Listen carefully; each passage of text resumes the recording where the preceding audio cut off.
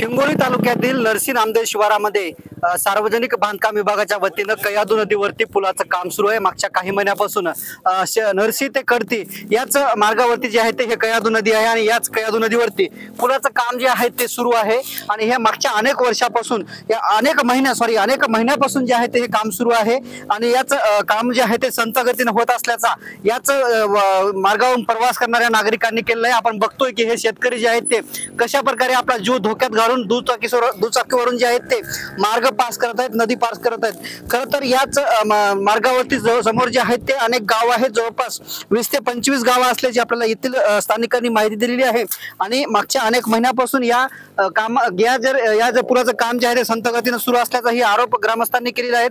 याच मार्गावरून मार्गस्थ करणारे काही ग्रामस्थ आपल्या सोबत आहेत। नेमके त्यांच्या अडचणी काय आहेत, नेमकी अडचण काय? अडचण सर, माझं नाव गणेश पडगा, मी कडतीच आहे।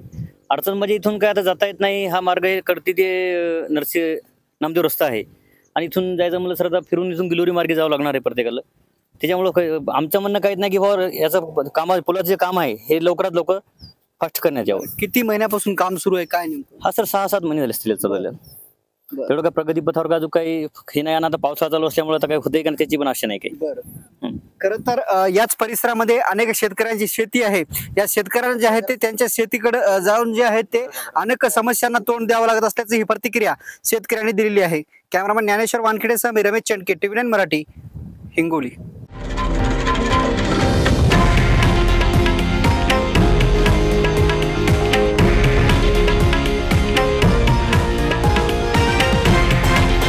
हे आहे देशातील नंबर 1 न्यूज नेटवर्क आणि आपण पाहत आहात TV9 मराठी, एकमेव।